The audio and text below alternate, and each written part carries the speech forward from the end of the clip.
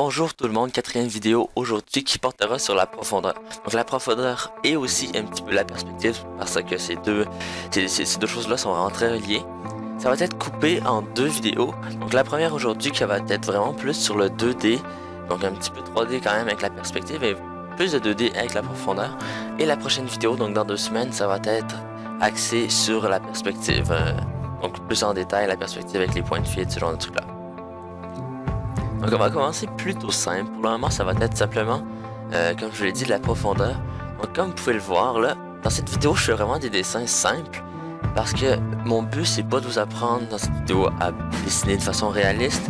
C'est vraiment de vous apprendre la profondeur. Parce que la profondeur, une fois que vous allez avoir bien appris différentes techniques, vous allez pouvoir vous en servir tout le temps. Et après, grâce à ça, améliorer le réalisme de vos dessins. Donc pour le moment, ce que je fais, c'est simplement des petites maisons. Ça va être de la perspective dans le fond de chevauchement. Le chevauchement, c'est super simple à faire, mais ça nous permet ça permet à notre œil de se dire laquelle par exemple des maisons dans ce cas-là est en avant, laquelle est en arrière. Donc là, bien sûr, la maison qu'on en voit le plus, ça va être celle qui va être en avant, et l'autre, bien sûr, celle qui est en arrière.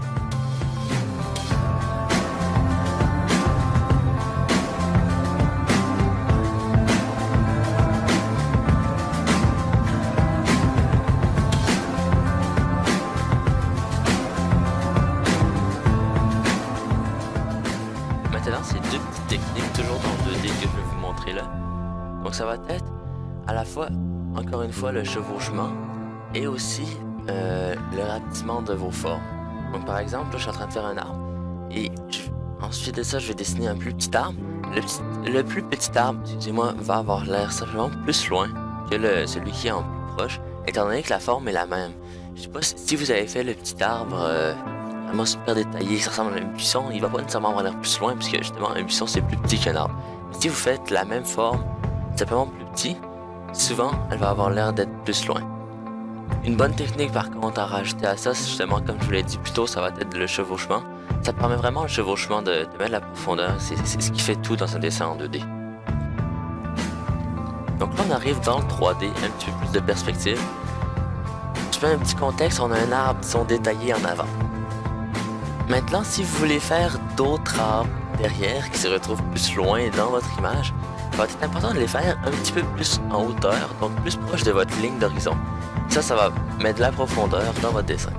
Ensuite, une autre bonne technique pour ça, ça va être, pour rajouter de la profondeur, ça va être de faire moins détailler les arbres qui sont plus loin, ou tous les objets que vous faites en fait plus loin doivent être moins détaillés que ceux qui sont en avant.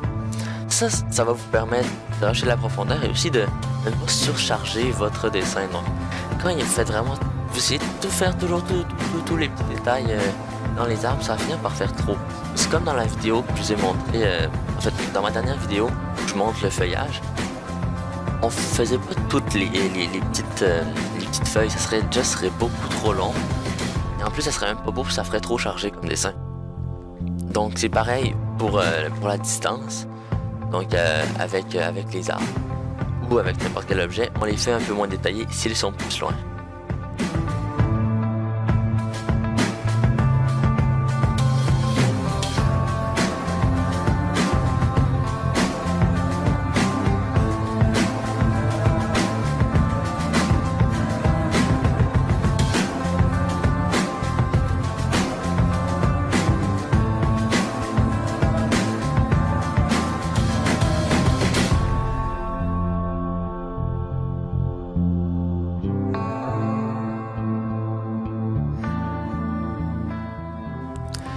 Bon, dernière technique pour aujourd'hui, comme vous pouvez le voir, c'est une vidéo qui est vraiment courte comparée à mes autres, donc juste environ 6 minutes, 6 minutes 30, bref.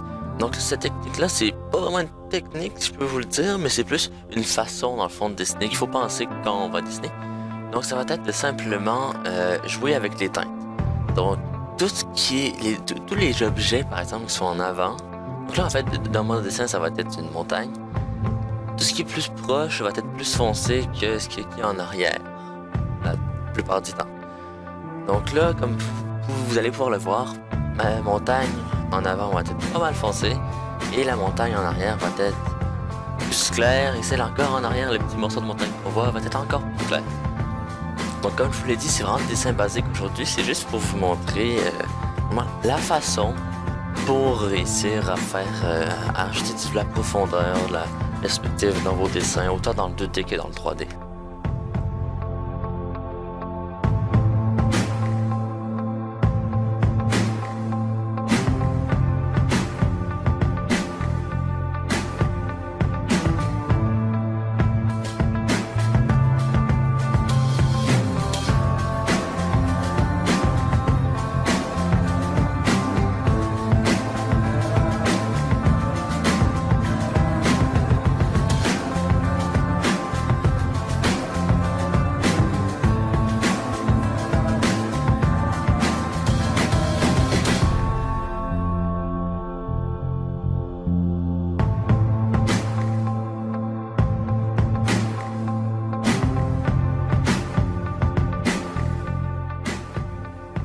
Vu que c'est la fin de la vidéo, je vais faire directement mon message de bye bye.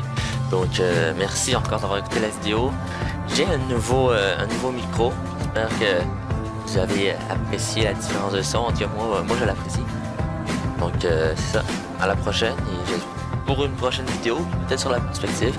Encore une fois, donc ça. À la prochaine et merci d'avoir écouté la vidéo.